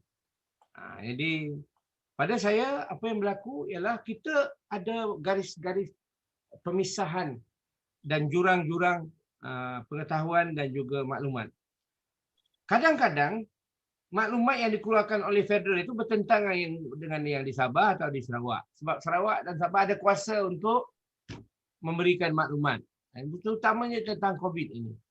Jadi kalau saya kumpulkan maklumat apa Menteri di Sabah cakap, Menteri Sarawak cakap, dia tak ada banyak beza tapi sangat berbeza. Maknanya apa yang dicakap oleh Menteri di pusat adalah mengenai persekutuan.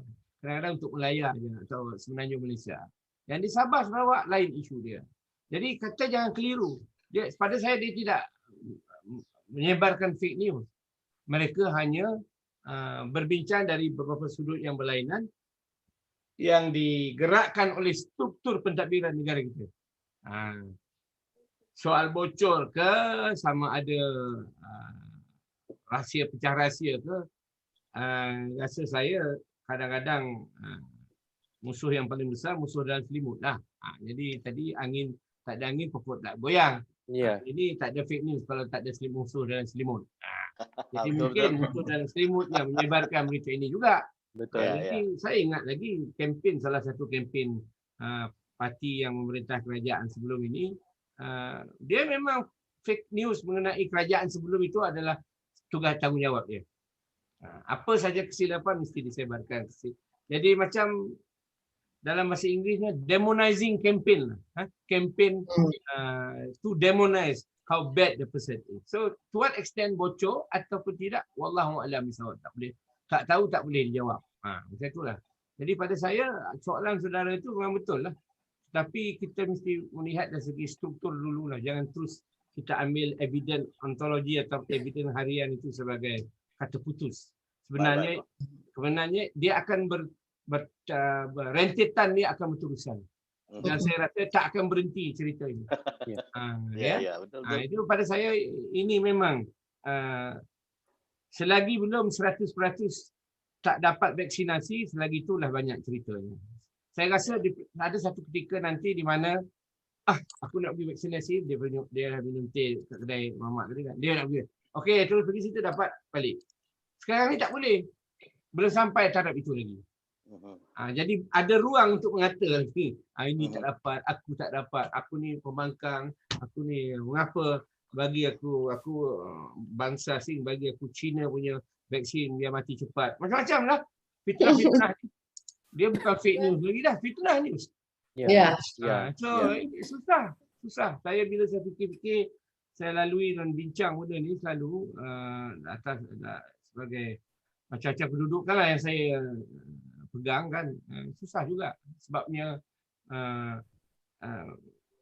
penguasaan information tu bukan hanya tidak boleh dikontrol macam dulu. Dulu boleh kontrol radio ke TV ke tak masuk dalam surat khabar kan. Kita tak sedap. Tapi sekarang nak kontrol apa? Pada saya inilah yang saya persoalkan. Adakah internet membawa demokrasi atau mengancam demokrasi? Ini dia soalan dia. Itu yang dapat saya jawab lah. Jadi lanjutan dari soalan saya yang tadi tu Prof. Soalan saya pertama tu, adakah macam situasi sekarang tentang fake news ini boleh menyebabkan kita punya level of social deficit itu macam mana Prof? Akan lebih kepada tension of konflik ataupun lebih kepada macam mana Prof? Kita ni saya katakan tadi, kita ni suka bertikam lidah tapi tidak berperangan. Yes. Kita akan terus bertikam lidah. Yes. Saya anggap itu sebagai bertikam lidah lah. Saya tak setuju ni, saya tak setuju ni. Tapi saya tak pernah tengok Najib kena kejar orang bawa barang kan. So, malah dia bosku kan. Jadi menarik bila saya ditanya mengenai hal seperti ini, saya kata di Malaysia ni orang dia suka bertikam lidah tapi tak berparangan. Jadi dia mengata kau macam nak mati. Tapi bila nampak kau dia lagi. Sebab dia salah. Itu kelebihan dan kekurangan rakyat Malaysia. Macam itulah. Ada soalan lain? Terima kasih Encik Fauzi. Terima kasih Prof. Terima kasih semua. Terima kasih Prof. Thank you. Okey, kita ada satu lagi Encik Syawal. Sila Encik Syawal. Ismail. Alright. Okey, Assalamualaikum Profesor. Waalaikumsalam. Apa khabar? Khabar baik, alhamdulillah. Yes, saya Syawal Ismail, merupakan pelajar dari UiTM kampus Bandaraya Melaka sendirilah. Ya. Jadi saya macam kita tahu penyebaran berita palsu ni kita tak dapat kawal sepenuhnya, betul. Jadi sekarang ni kita berada di fenomena di mana penyebaran berita palsu tu terlalu pantas. Netizen kebanyakannya semua suka untuk viralkan isu yang belum sahih dia punya dan juga dapat bukti yang kukuh lah berkenaan satu perkara tu. Ya. Jadi saya ingin tahulah apa saranan daripada Profesor yang terbaik untuk kita bersama-sama mengekang penyebaran berita palsu ni pada masa akan datang. Sebab kita sekarang ni berada di zaman di mana teknologi di hujung jari, semuanya by clicking the fingers only. So itulah soalan saya. Terima kasih Prof. Terima kasih Encik Syawal. Kita boleh buat beberapa cara. Thank you Wan. Thank you Syawal. Kita ada undang-undang dan sebagainya, tapi undang-undang ni memerlukan orang nak menguatkuasakan. Betul. Takkan nak tubuhkan polis state ni. Ya, betul. Susah. Jadi di Malaysia ni tak ada undang-undang. Semua ada undang-undang. Betul. Tapi pelaksanaan penguatkuasaan wallahualam. Tengok dalam kes-kes corruption, kita tu juga banyak corruption tapi kita dapati tak semua dapat dikawal. Itu corruption tu.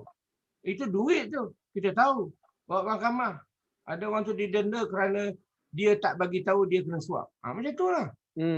Sebenarnya saya tak terima suap tu tapi saya telah disuap. Tak tahulah apa yang jadi dalam mahkamah tu. Tapi saya baca dia kena denda juga sebab apa? Tak memberitahu dia kena suap. Ini menarik di Malaysia ni. Dari segi itu unik lah kita kan.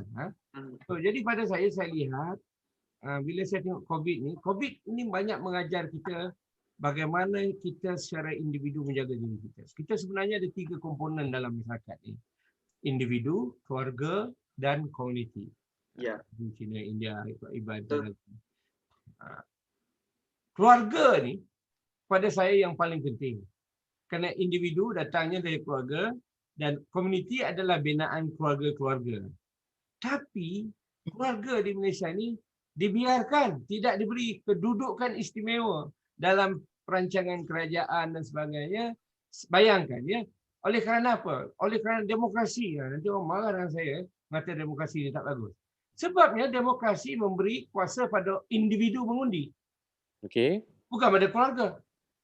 Jadi keluarga tersisih dalam demokrasi. Ya, jadi kemudian oleh kerana sistem banci, keluarga tu diganti dengan isi rumah. Isi rumah tu apa artinya? Orang yang duduk sama dalam rumah tak ada kena-mengena pun tak apa. Asalkan dia duduk dalam rumah tu dipanggil isi rumah. Jadi ini macam saya nak mengata demokrasi lah. Orang-orang yang menyokong demokrasi itu ke main lagi. Saya kata, okey, saya setuju. Baiknya, apanya. Tapi sebenarnya yang merombak kekuatan dan kemampuan keluarga ialah demokrasi. Bila diberi kuasa pada orang individu yang umurnya 21 tahun ke atas. Yeah. I see. So for me, it's very sad lah. I argued this in Switzerland 2 days ago. That you talk about democracy too much, you know. You actually have dismissed families as the most powerful unit of humankind, you know.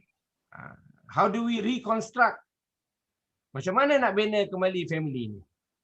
Jadi itu sebabnya COVID ni yang paling penting sekali, dia tak attack family tau. Ini yang saya risau. Dia campaign, kita tak pernah campaign terhadap family. Dia kita jaga kita. Itu je lah. Betul. Siapa kita? Kita ni siapa?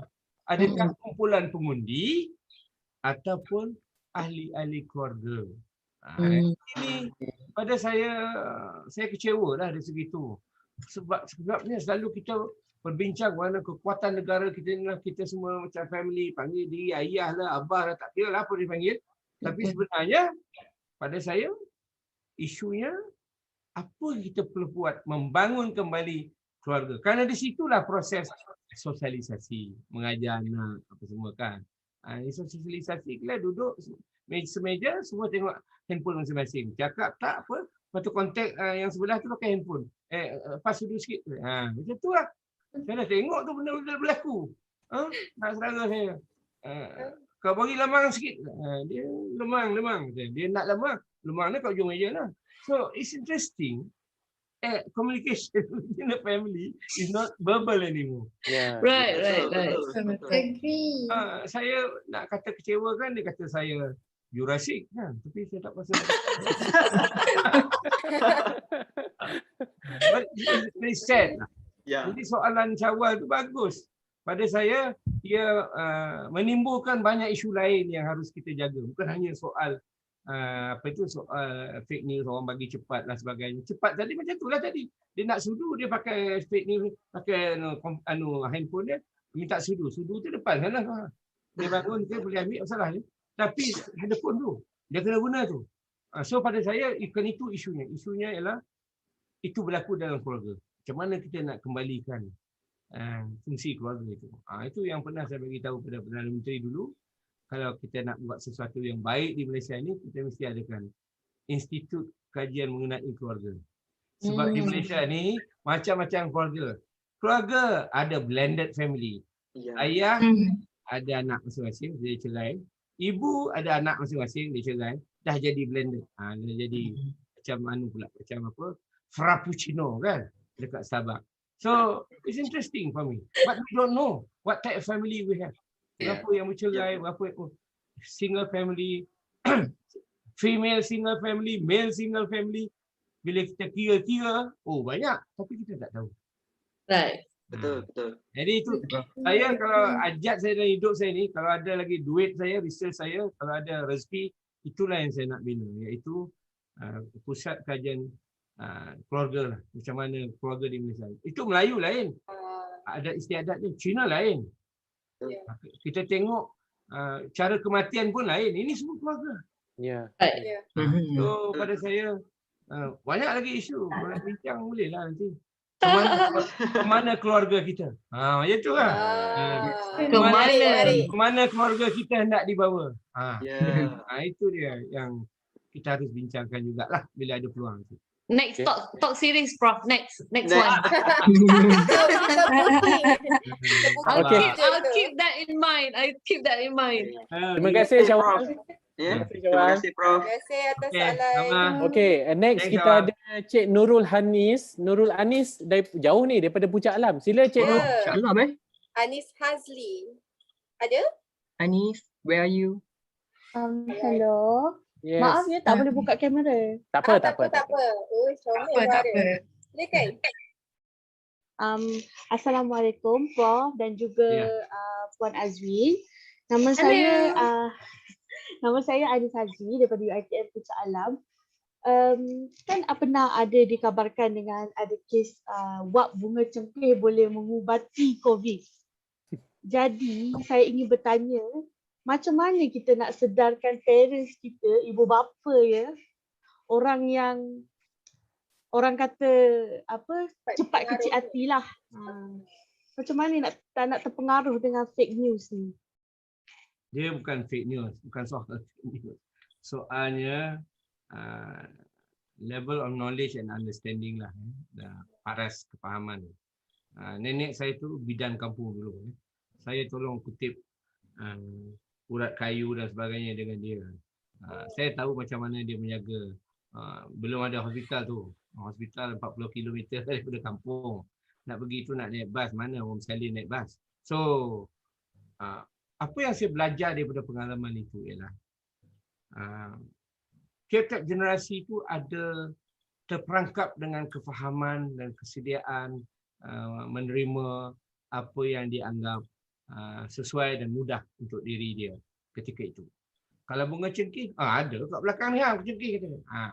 Dia faham tak? Ya? Mudah ni, pergi kedai, ada bunga cengkih.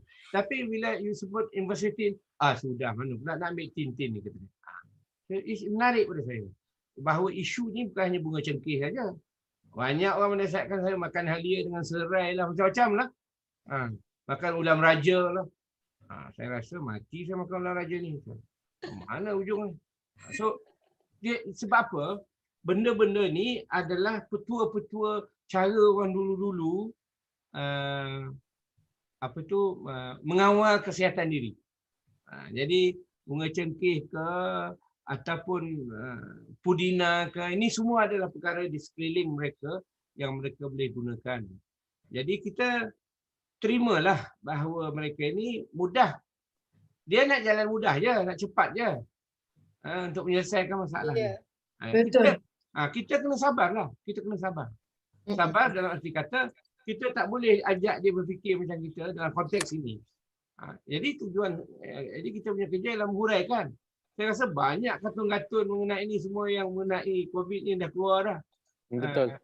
Tapi Zuna tak juga buat COVID ni punya kartun. Itu yang saya heran tu. Buat kartun lain cerita ni. So, yang menarik pada saya ialah bagaimana kita boleh membantu mereka menguasai. Tadi kan saya katakan ada dua bentuk fake news ni. Satu yang media literacy, satu lagi information literacy. Saya rasa apa yang you hadapi ni lah dua-dua. Media literacy juga, information literacy juga serentak. Jadi, how do you update the information literacy? Is updating the knowledge. How do you update the media literacy? Updating the technology. Ini dua benda yang penting tapi kadang-kadang tak boleh berlaku serentak. You mengalami masalah. You sebagai anak nak melawan kan tak boleh budak kan. Betul. Ya, betul. Tak seronok. Tidak kan ingat kubur ya, melawan mak masuk mati dalam kubur dah, tak boleh hidup kan. So ini semua, ini benda-benda ni bermain di kepala kita. Ya, betul. Kita tak nak fikir tapi dah daripada kecil lagi bermain di kepala kita. Syurga di tapak kaki ibu. Macam tu. Jadi dia campur aduk lah. Bunga cengkeh, syurga, semua dalam kepala kita. Jadi apa yang kita harus lakukan ialah we go above it. I said, okay, mak, saya tahu boleh ni pakai ni. Apa saja yang mendatangkan kesihatan boleh membantu menjadi pelapis kepada serangan COVID ni. Tapi yang lebih baik, ini. Ini boleh tahu lah. Mak dah daftar ke dengan vaksin ni? Vaksin ni nanti cepat mati. Mati ni bukan ditentukan oleh vaksin. Jawab je lah. Vaksin ditentukan oleh, mati hidup ditentukan oleh Tuhan, bukan oleh vaksin. Jadi ini penting. Bahasa kita berdialog dengan mereka tu lain dengan kita berdialog sama sendiri. Ya. You dengan kawan-kawan you kan. Itu pandangan saya lah. Tak tahulah tolong tidak, tapi pada saya I'm not surprised apa yang you hadapi tu. Dan dia ikut je cakap orang kan. Tapi dia terpaksa pula you buktikan. Tu orang tu makan apa tu, uap cengkeh dah mati dah. Tak ada pula you nak cari kan. Susah juga kan. So pada saya it's good that you listen. You listen and advise what you can. Ya. Okay, Prof. Terima kasih Anis. Terima kasih. Thank you. Okey, kita ada soalan terakhir Prof. Okay. Daripada Encik Muhammad Syamsuddin. Sila Encik Muhammad Syamsuddin. Syamsuddin ada di sini? Hello. Kalau tiada, kami bacakan soalan anda. Ya. Sila Iman bacakan. Okey. Saya tak ada mic. Okey, baiklah saya tolong tanyakan. Okey, Assalamualaikum. Saya Syamsuddin. Saya setuju dengan kenyataan Prof tentang data-data perbandingan tentang vaksin agak kurang di Malaysia. Soalan saya, adakah perkara tentang vaksin menyebabkan golongan anti-vaksin berjaya menyebarkan berita palsu tentang vaksin sehingga rakyat takut untuk divaksin? Itu soalannya, Prof. Memanglah orang anti vaksin ni memang nak menakutkan orang supaya jangan ambil vaksin. Itu tak susah nak faham. Kalau dia dah benci, dia katalah macam-macam ni, saya benci ni tak bagus, ni tak bagus kan. Tapi yang menerimanya nak percaya ke tidak? Jadi ini sekarang berlaku perlawanan atau pertembungan antara pengisian mengenai bukan vaksin itu bagus tak bagus. Apa itu vaksin itu? Bagaimana? Boleh buat diagram. Saya tak artis kan, kalau saya boleh buat diagram ni, kalau apa tu computer design, macam mana vaksin mengesankan tubuh kita, paru-paru kita dan sebagainya. Stage 1, stage 2, stage 3 dalam dalam pengalaman di dunia ni. Banyak. Saya baca ni bukan di Malaysia. Saya baca luar negeri, saya baca banyak dari Australia sebab Australia ni dari segi information luar biasa information dia. Dia tak ada rahsia information dia. Kita kalau pergi pejabat ni tak boleh ni rahsia ni. Ini macam tu lah banyak sini. Jadi pada saya, kita jangan berahsia. Kita harus beritahu dan akses. Tak boleh bercakap bersemuka. You klik dan get explain lah. Yang bahasa Melayu tak ada. Kita tengok. Berapa puluh lah bahasa Melayu. Ada seorang Profesor Sharifah di UKM tu, dia lah yang menulis banyak tentang vaksin, tentang COVID ni. Tak teraya dia nak berkayuh seorang lah. Mana lagi profesor lain? Jadi sini kena ada tim lah. Dan pada saya, kempen anti ni memang biasa lah. Ada je penyokong, ada yang tak menyokong. Itu sebab ada dinamakan parti pembangkang. Jadi kita ada beza dengan politik kat Malaysia ni. Dan saya banyak ni, saya dua-dua WhatsApp saya penuh dengan pro vaksin and anti vaksin. Saya boleh bayang tu, Prof. Jenuh nak layan. Tak, itu satu je kelebihannya. Dia boleh buat saya cepat tidur, itu saja. baca ambil baca dah lelap dah kan. Nak memahaminya, tak faham. Bila dia masuk sains ni kan saya pun dah mula. Alhamdulillah, saya kata, tidur. Bangun pagi besok telefon masih lagi tentang vaksin. Jangan. Uhara hidup kita dibuatnya. But it's interesting. Satu period dalam hidup kita, kita diajak berfikir secara sains. Ini juga masalah. Masalah kita ialah kita sains, matematik, engineering, apa lagi? Yang kita harus kuasai itu di peringkat sekolah. Itu yang paling lemah. Jadi bila huraian vaksin yang complicated ni, chemistry dia setakat form 3 je. Jangan nak faham. So jadi ini isu dia banyak ni, masuk lain isu-isu lain. Itu sebabnya pada saya tengok ada satu video tu, dia buat announcement dekat Kedah kan. Dia cakap Kedah lah. Dari band tu, tuan-tuan dan puan, marilah kita sama-sama. So saya kata maknanya tiap negeri kena hantar lawat Jawa ke, orang Kedah ke. Itu langkah pertama, iaitu menyambung lidah antara orang tempatan. Okay, nice. Bukan bahasa Melayu, bahasa baku tak laku. Bahasa itu logat dan juga dialek. Jadi kempen kita di Malaysia ni kalau nak berkesan adalah melalui dialek. Pada saya itulah dia yang kita belum pernah cuba. Cakap banyak. Cuba tak nak. Cuba. You ada peluang you cuba. Kalau pergi pasar malam, you ingat you boleh beli kan dalam bahasa berapakah harga sawi ini? Ada lah. Tak ada. Mana orang kerja bahasa standard. Dia tak betul nanti. Dia kata, berapa ni? Kalau Kelantan berapa ya ni kita? Macam tu. Faham tak faham tu punya hal. Tapi itulah dia bahasa yang digunakan oleh ramai. Boleh tak kita berbincang mengenai vaksin menggunakan itu? Boleh tak? Interesting. Ya. Very Baik, Prof. interesting. Terima kasih atas jawapan yang telah Prof berikan dan terima kasih juga kepada soalan-soalan yang diberikan oleh para partisipan kita pada hari ini. Yep. Sangat bermakna ya dapat kita berkongsi masa hari ini bersama Prof. Jadi Adam dan Mokhtar, kita dah sampai ke penghujung ni untuk slot kita. Kita dah cover 4 slot ya. Ya, betul. 4 slot. 4 slot dah sampai ke Q&A pun dah berakhir. Terima kasih juga kepada anda semua partisipan yang masih lagi setia bersama kami dari awal sampai sekarang. Okay.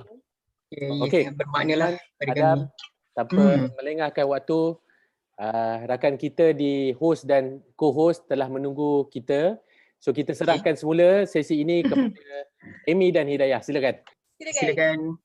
Okay, thank you so much, moderators. Wow, Hidayah, the information that Prof have shared with us today.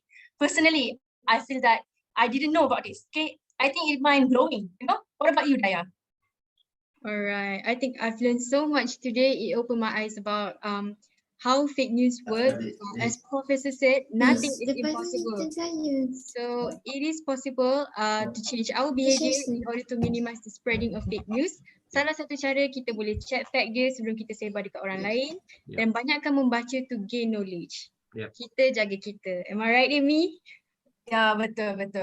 Alright, so basically we have come to an end session, but before that I would like to invite our advisor to say a few words. Please welcome Madam Azwin. Assalamualaikum semua. Thank you. I apologize, I punya green screen ni is not working with me today. I tak tahu kenapa. Dah berapa kali dia jatuh, I had to turn off my camera. But it's just a very short one. First and foremost, memang I want to thank Professor Ulong Syamsul for your time on Saturday evening. I think we could actually spend the whole day if we want to talk about fake news ni. I have so much things to ask. Suddenly bila dengar Prof sharing today, macam terasa, ingatkan semalam macam dah pandai dah, rupanya tak lagi, you know. So macam banyaknya benda yang I macam sekarang ni, while you were giving your sharing, I sibuk lah pergi Google, ni apa benda ni Prof cakap ni, you know. So I sendiri pun masih terkiar-kiar lagi on the things, you know. That shows that knowledge ni is endless, ya Prof. So memang there's so many things for us to explore out there. Jadi saya sangat berterima kasih kepada Prof to be able to spend your experience and your knowledge with my students. So my students generally semuanya tourism. Jadi memang to have this kind of topic for them was very challenging. Jadi dengan madam, selama ni kita belajar site management, heritage, tiba-tiba kita nak buat fake news, dia dah macam lain dah, ontological view dia dah macam ni dah tak betul lah ni kan. Kita macam mana kita fikir macam ni. So diorang punya effort tu Prof, I have to tell you, I salute them. Tiba-tiba saya rasa semua lebih terror daripada saya jadi moderator. Saya biasa jadi moderator. Tapi saya tengok hari ni, wah ini dah lawan toke dah ni kan. Jadi, but alhamdulillah, that's what we are for, ya Prof. Kita want to train these children to be better than us, definitely. Okay, you have to be better than what we have been before. Jadi kalau you boleh and then you share, so it's always to pay it forward. You want to pay everything forward. So alhamdulillah. First of all, I'd like to thank all of you, organizer, lecturer, and participant. I'm moving from Switzerland to Malacca today. Wow. 2 nights ago, I was for 4 hours seminar. 4 hours, Prof? 4 hours, yeah. Wow. How do you handle that? I have to give a keynote and then I have to chair the session. So, oh my gosh. Tapi ada break lah. Right. So it's quite interesting. So for me, this is my new normal lah. Right. Kalau tidak, saya setiap bulan keluar negeri. Right. So now, in a way, I don't have to go and I miss all the beautiful places and all my good friends and the nice food. But I think acquire new things today, because we are talking at different level and different and things that are familiar to us. But how do we deal with something so close to our heart and yet so powerfully, Right. powerfully in dilemma? How to deal with it? And I think this is where the discussion has moved from very basic thing to a more complicated thing lah.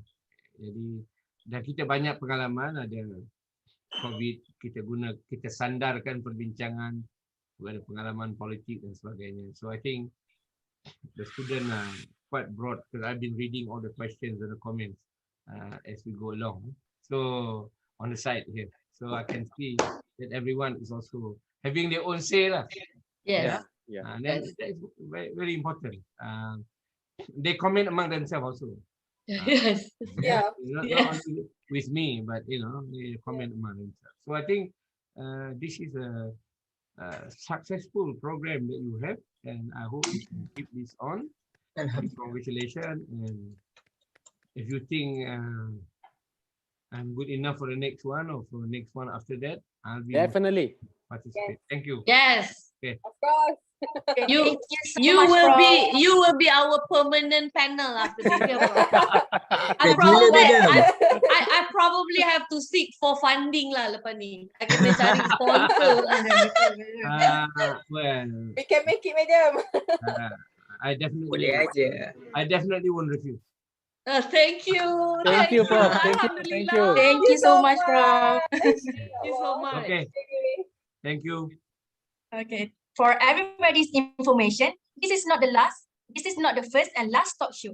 On this upcoming 28th June, PD Talk series will be organizing another talk show, which is New Norm Reality, Work from Home Struggles.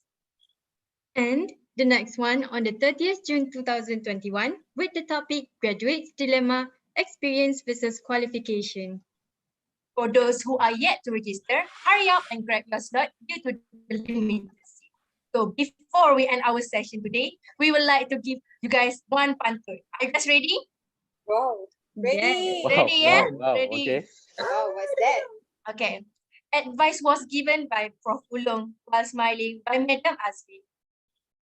Don't let fake news come along, make it stop, and we will win. And lastly, I would like to thank to our honorable speaker, Professor Ulong Dato Dr. Samsul Thank you. Amri Baharudin. Thank you you, very much, Prof. Thank you, It's Prof. not easy to have you and Most welcome. Most welcome. It's be an part of honor this to have PD you, Talk Prof. session. Yep. Yes, Okay. thank you, Prof. Not to forget another important person for this PD Talk, none other than our Madam Azmin Aksan. Thank you, thank you. so much, Yes. Madam. Thank you, madam. Terima kasih semua. Okay, thank you. With that, I conclude the session for today. Bye, everyone. See you in the Bye. next talk show. Bye. Thank you. Bye, everyone. Thank you so Bye. much. Thank you for tuning in. Yeah. It's gonna be a good day. So things are going